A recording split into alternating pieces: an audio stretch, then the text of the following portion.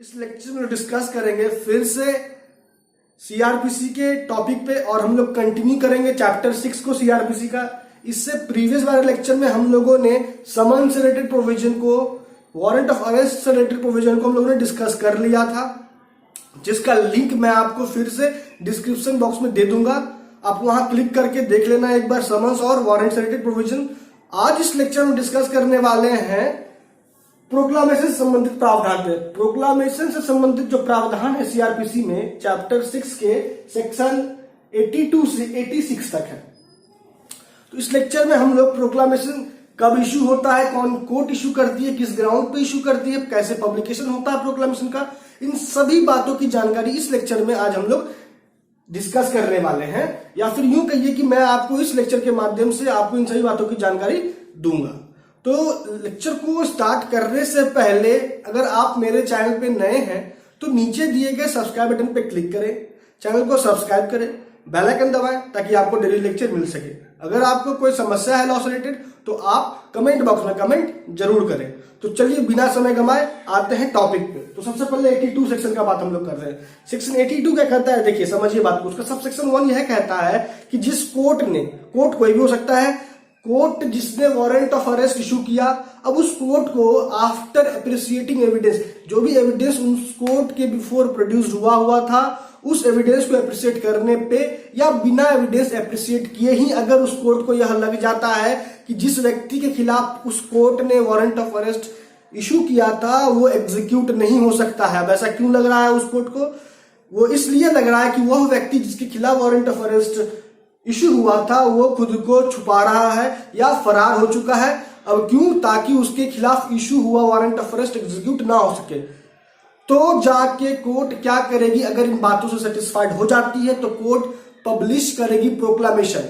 और जो proclamation publish होगा कोर्ट के द्वारा, जिसके तहत उस व्यक्ति को कहा जाएगा कि तुमको 30 दिन के भीतर, कब से 30 दिन, तो जिस डेट को प्रोक्लामेशन इशू हुआ है, पब्लिश हुआ है, उस डेट से 30 दिन के भीतर, अब वो टाइम क्या होगा ये कोर्ट तय करेगी, जिसका जिक्र प्रोक्लामेशन में होगा।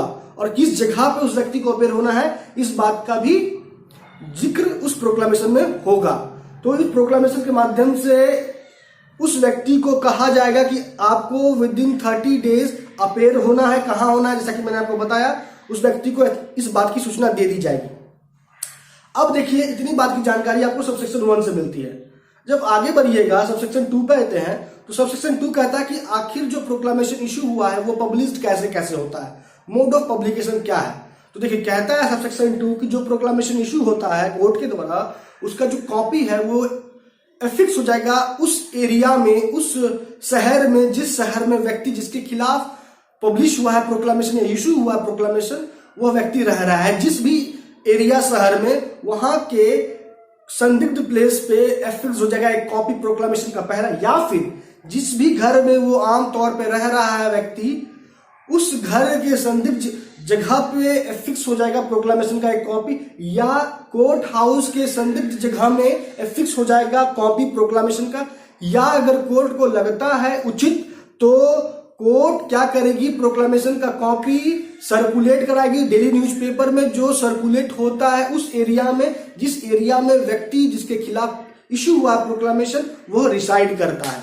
तो इतनी बात की जानकारी आपको सबसेक्शन 2 देती है। अब आगे बढ़ते हैं, सबसेक्शन 3 में आते हैं। सबसेक्शन 3 कहता है कि अगर कोर्ट लिखित में यह स्टेटमेंट देता है कि उसने प्रोक्लामेशन जारी किया है क्लाउज 1 के तहत सबसेक्शन 2 का, और उसने उस डेट को जारी किया है जिस डेट का जिक्र किया गया है प्रोक्लामेशन में, तो अगर इस संबंध में कोर्ट रिटन स्टेटमेंट देता है तो यह स्टेटमेंट कंक्लूसिव एविडेंस माना जाएगा इस बात का कि कोर्ट ने प्रावधान सेक्शन 82 के प्रावधानों को फॉलो किया है। आगे बढ़ते हैं, आते हैं सबसेक्शन 4 पे। सबसेक्शन 4 कहता है कि कोर्ट ने जिस व्यक्ति के खिलाफ प्रोक्लामेशन इशू किया सबसेक्शन 1 के तहत सेक्शन 82 का, अब उस कोर्ट को लगता है कि वह व्यक्ति जो है एक्यूज्ड है ऐसे अपराधों का जो इंडियन पेनल कोड के सेक्शन 302, 304, 364, 382, 392 से 400, 436, 449, 459, 460 के तहत पनिशेबल है। और वह व्यक्ति क्या कर रहा है, उस प्रोक्लामेशन के आधार पर भी कोर्ट में उपस्थित नहीं हो रहा, मतलब वह क्या कर रहा है, डिसओबे कर रहा है प्रोक्लामेशन को।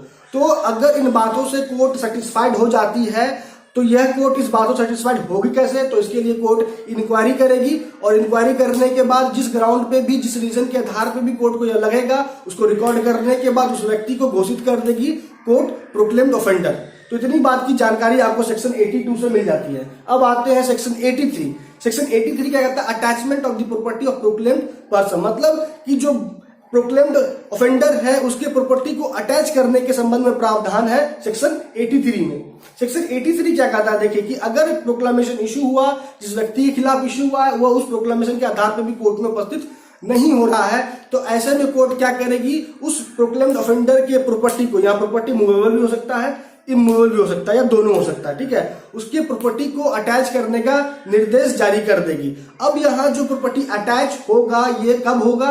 तो प्रोक्लामेशन इशू होने के बाद होता है। लेकिन कुछ ऐसे सर्कमस्टांसेस हैं जब कोर्ट निर्देश दे देगी कि प्रॉपर्टी को कुर्की जब्त कर लिया जाए या अटैच कर लिया जाए, उस वक्त जिस वक्त वो प्रोक्लामेशन इशू कर रही है, या यूं कहिए कि प्रोक्लामेशन इशू करने के साथ साथ ही ऑर्डर ऑफ अटैचमेंट जारी हो सकता है कोर्ट के द्वारा। कुछ ऐसे सर्कमस्टांसेस हैं जैसे कि अगर कोर्ट इस बात से सेटिस्फाइड हो जाए कि जिस व्यक्ति के खिलाफ प्रोक्लामेशन इशू हो रहा है वो व्यक्ति क्या कर रहा है, अपनी संपत्ति को, अपने प्रॉपर्टी को कोर्ट के जुरिस्डिक्शन से हटा रहा है, रिमूव कर रहा है, या फिर अपने प्रॉपर्टी को डिस्पोज ऑफ कर रहा है, जो प्रॉपर्टी उस कोर्ट के जुरिस्डिक्शन के अंतर्गत आता है, तो ऐसे सर्कमस्टांसेस में कोर्ट क्या करेगी?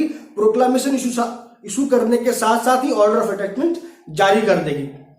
अब देखिए आगे जब बढ़ते हैं सेक्शन 83 में, तो सेक्शन 83 में बताता है कि अगर मान लीजिए मूवेबल प्रॉपर्टी या डेट को अटैच करना है तो उसका जो मोड ऑफ अटैचमेंट होगा वो क्या होगा? तो होगा by way of seizure, by appointing receiver, by restricting the delivery of movable property. तो कुछ इस तरीके से प्रॉपर्टी अटैच होता है मूवेबल। वहीं दूसरी ओर जब हम लोग बात करते हैं इमूवेबल प्रॉपर्टी के अटैचमेंट का, तो इमूवेबल प्रॉपर्टी कैसे अटैच होता है? सेम उसी प्रकार से by appointing receiver. In case of immovable property कैसे अटैच हो रहा है? By appointing receiver, by restricting delivery of possession, restrict कर दिया जाएगा डिलीवरी ऑफ पोजेशन। रेंट जो भी उस इमूवेबल प्रॉपर्टी से उठ रहा है उस रेंट को रिस्ट्रिक्ट कर दिया जाएगा देने से उस व्यक्ति को जो प्रोक्लेम्ड ऑफेंडर के तौर पे घोषित हो चुका है। तो इस तरीके से इमूवेबल प्रॉपर्टी अटैच होता है ना। अब देखिए जो रिसीवर अपॉइंट हो रहा है सेक्शन 83 के तहत, उस रिसीवर का क्या ड्यूटी होगा, क्या राइट होगा? तो सेक्शन 83 के तहत कहता है कि यहां जिस रिसीवर का बात किया जा रहा है उस रिसीवर का राइट और ड्यूटी वही होगा जो रिसीवर का होता है सीपीसी के ऑर्डर 40 के तहत।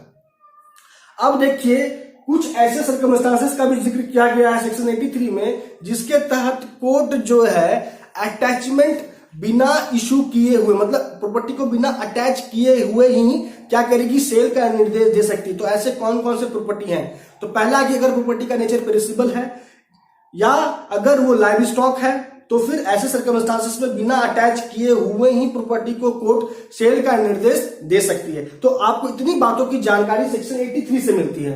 अब आगे बढ़ते हैं सेक्शन 84 पे आते हैं। सेक्शन 84 कहता है कि उस अटैचमेंट के अगेंस्ट क्लेम के संबंध में प्रावधान के बारे में आपको सेक्शन 84 बताता है। मतलब कि अगर कोई व्यक्ति जो प्रोक्लेम्ड ऑफेंडर नहीं है, अगर उसका उस प्रॉपर्टी में जो अटैच हुआ है कोर्ट के द्वारा उसमें उसका इंटरेस्ट है, तो फिर उस इंटरेस्ट को अटैचमेंट से हटाने के लिए वह व्यक्ति अप्लाई कर सकता है। तो अब यहां सवाल उठता है कि वह व्यक्ति अप्लाई करेगा तो कब अप्लाई करेगा? तो डेट ऑफ अटैचमेंट से 6 महीना के भीतर उसको अप्लाई करना है। किस कोर्ट में अप्लाई करेगा? तो वह उस कोर्ट में अप्लाई करेगा जिस कोर्ट ने ऑर्डर ऑफ अटैचमेंट जारी किया है। दोस्तों अब यहां पे वह व्यक्ति अप्लाई कर सकता है सीजीएम कोर्ट में भी, लेकिन कब? जब ऑर्डर ऑफ अटैचमेंट इंडोर्स हुआ है डीएम के द्वारा। अब यहां इस बात को समझिए कि ये कब और कैसे होता है। इसके लिए आपको फिर से सेक्शन 83 में जाना होगा। सेक्शन 83 में एक बात इंपॉर्टेंट है जो यह बताता है कि जो कोर्ट जो जारी कर रही है ऑर्डर ऑफ अटैचमेंट, वह उस प्रॉपर्टी को भी अटैच कर सकती है जो उसकी जुरिस्डिक्शन के अंतर्गत नहीं आता है, वो उस जुरिस्डिक्शन के बाहर आता है प्रॉपर्टी, उस प्रॉपर्टी को भी अटैच किया सकता है। तो कैसे? तो इसके लिए जो ऑर्डर ऑफ अटैचमेंट जारी होगा कोर्ट के द्वारा उसमें इंडोर्स होना आवश्यक है उस डिस्ट्रिक्ट मजिस्ट्रेट का सिग्नेचर जिस डिस्ट्रिक्ट मजिस्ट्रेट के क्षेत्राधिकार के अंतर्गत प्रॉपर्टी आता है। तो वही बात जो हम लोग कर रहे थे 84 में कि सीजीएम कोर्ट में भी अप्लाई किया जाएगा। तो कब? जब प्रॉपर्टी कोर्ट जो ऑर्डर ऑफ अटैचमेंट जारी की है वह प्रॉपर्टी उस कोर्ट के जुरिस्डिक्शन के बाहर है, लेकिन फिर भी कोर्ट ने उस प्रॉपर्टी को अटैच किया है। तो अटैच होगा तो इंडोर्समेंट के थ्रू। तो ही इस परिस्थिति में वह व्यक्ति जो एप्लीकेंट जो क्लेमेंट है, जो ऑब्जेक्टर है, अप्लाई कर सकता है सीजीएम कोर्ट में। तो इतनी बात की जानकारी आपको सेक्शन 83 देता है, हमारे पीछे सेक्शन 84 देता है। अब देखिए, अगर मान लीजिए जो क्लेमेंट है, ऑब्जेक्टर है, क्लेम ऑब्जेक्शन करने के बाद मर गया मीन टाइम में, तो फिर उसके ऑब्जेक्शन क्लेम को कंटिन्यू किया जा सकता है उसके रिप्रेजेंटेटिव इन इंटरेस्ट के द्वारा। ठीक है, अब आगे जब बढ़ते हैं हम लोग, अगर मान लीजिए क्लेमेंट या ऑब्जेक्टर के क्लेम ऑब्जेक्शन को अगर कोर्ट डिसअलाउ कर दे, तो उसके बाद भी क्या रेमेडी बचता है कोई उस व्यक्ति के पास, जो क्लेमेंट है, जो ऑब्जेक्टर है, उसके पास कोई रेमेडी है कि वह अपने इंटरेस्ट को, अपने प्रॉपर्टी को वापस ले ले या अटैचमेंट से मुक्त करवा सके? तो इसके लिए एक रेमेडी है, सेक्शन 84 में जिसका जिक्र किया गया वो यह है कि वह चाहे तो 1 साल के भीतर, डेट ऑफ अटैचमेंट से 1 साल के भीतर, हर बात को नोट कीजिए, डेट ऑफ अटैचमेंट से 1 साल के भीतर वह टाइटल सूट इंस्टीट्यूट करके अपने टाइटल को स्टैब्लिश करके उस प्रॉपर्टी को अटैचमेंट से मुक्त कर सकता है और उसका पोजीशन अपने पास ले सकता है। तो इतनी सारी बातों की जानकारी आपको सेक्शन 84 देता है। अब आगे बढ़ते हैं, आते हैं सेक्शन 85 पे। सेक्शन 85 कहता है release, sale and restoration of attached property. जो प्रॉपर्टी अटैच हुआ है वो रिलीज कब होगा? तो पहले एक एक करके समझते हैं। देखिए, जो प्रॉपर्टी अटैच हुआ है वो रिलीज हो जाएगा अगर जिस व्यक्ति का, दैट मींस प्रोक्लेम्ड ऑफेंडर, अगर कोर्ट में उपस्थित हो जाता है, तो उसके बाद कोर्ट क्या करेगी, उसके प्रॉपर्टी को आदेश करेगी कि उसकी प्रॉपर्टी को अटैचमेंट से हटा दिया जाए, मुक्त कर दिया जाए, अगर वो अपेयर हो जाता है तो। सेल का निर्देश कब देगी कोर्ट? अगर प्रोक्लेम्ड ऑफेंडर अटैचमेंट उस प्रॉपर्टी का हो गया, उसकी प्रॉपर्टी को कुर्की जब्त भी कर लिया गया, उसके बाद भी वो कोर्ट में उपस्थित नहीं हो रहा है, तो फिर ऐसे सर्कमस्टांसेस में कोर्ट क्या निर्देश देगी कि उसकी प्रॉपर्टी को बेच दिया जाए। अब यहां पे जो कोर्ट सेल का निर्देश देगी वह कब देगी? तो जब तक 6 महीना लैप्स नहीं हो जाता है from the date of attachment, या अगर कोई क्लेम या ऑब्जेक्शन हो गया है तो जब तक उस क्लेम ऑब्जेक्शन का डिस्पोजल नहीं हो जाता है तब तक, उससे पहले ऑर्डर ऑफ सेल नहीं जारी हो सकता है कोर्ट के द्वारा। तो इतनी बात की जानकारी आपको सेल के संबंध में मिलती है सेक्शन 85 से। अब देखिए, जो इंटरेस्टिंग पॉइंट है वो यह है कि मान लीजिए 2 सर्कमस्टांस हो सकता है कि अगर प्रॉपर्टी कोर्ट के आदेश के अनुसार बेच दिया गया, सेल कर दिया गया या नहीं सेल हुआ है, तो अगर व्यक्ति जो प्रोक्लेम्ड ऑफेंडर है वो 2 साल के भीतर, डेट ऑफ अटैचमेंट से 2 साल के भीतर अगर वो कोर्ट में उपस्थित हो जाता है, कैसे? या तो उसको अरेस्ट करके लाया जाता है या फिर वह खुद कोर्ट में आता है, कहता है कि मुझे प्रोक्लामेशन के संबंध में कोई जानकारी ही नहीं थी, उसे इस बात की जानकारी नहीं थी कि उसको कब उपस्थित होना है कोर्ट में।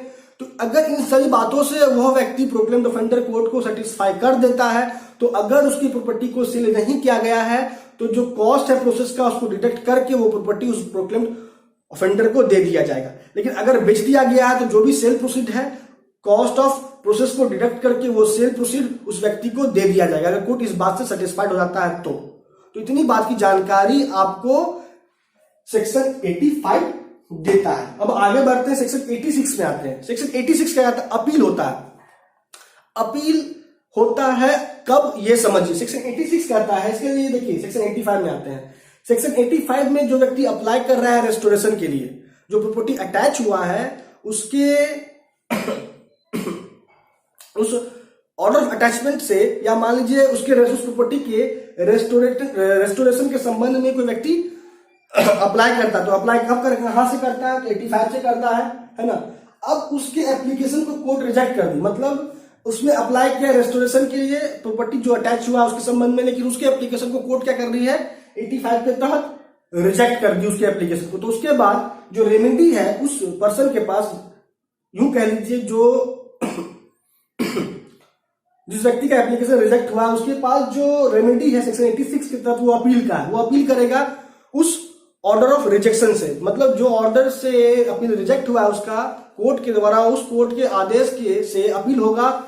तो कहां होगा? तो सेक्शन 86 कहता है कि उस कोर्ट में होगा जिस कोर्ट ने, ध्यान से समझिए, जिस कोर्ट ने एप्लीकेशन को रिजेक्ट किया है उस कोर्ट के डिसीजन से जिस कोर्ट में अपील होता है उसी कोर्ट में अपील होगा इस रिजेक्शन ऑर्डर के खिलाफ। तो इतनी बात की जानकारी आपको सेक्शन 86 देता है। तो दोस्तों, अब लेक्चर को हम लोग कंक्लूड करते हैं। आज इस लेक्चर में हम लोगों ने क्या क्या डिस्कस किया? हम लोगों ने प्रोक्लामेशन के संबंध में जो प्रावधान है सेक्शन 82 में उसका हर एक सब सेक्शन देखा, बारीकी से समझा। हम लोगों ने यह समझा कि कब कोई व्यक्ति भगोड़ा घोषित हो जाता है, प्रोक्लेम्ड ऑफेंडर घोषित हो जाता है, किन किन सर्कमस्टांसेस में, अटैचमेंट का क्या प्रिंसिपल है, प्रॉपर्टी कब कुर्की जब्ती हो सकता है। उसके बाद हम लोगों ने ऑब्जेक्शन अगर किया गया अटैचमेंट तो उसका क्या प्रक्रिया, ये हम लोगों ने समझा। उसके बाद कब प्रॉपर्टी रिलीज हो जाता है अटैचमेंट से, कब कोर्ट निर्देश देती है सेल का, कब कोर्ट रेस्टोरेशन ऑफ प्रॉपर्टी का निर्देश दे सकती। अगर रेस्टोरेशन प्रॉपर्टी का निर्देश नहीं दी, एप्लीकेशन को रिजेक्ट कर दी, तो फिर यहाँ पे ऑब्जेक्टर क्लेमेंट के पास जो रेमेडी है किसी के तहत अपील का है, और वो किस कोर्ट में होगा इस बात की जानकारी मैंने आपको इस लेक्चर के माध्यम से सेक्शन 86 के तहत किस कोर्ट में होगी ये मैंने आपको बताया। तो दोस्तों इस लेक्चर में इतना ही। आपका अब तक हमारे साथ बने रहने के लिए बहुत बहुत धन्यवाद।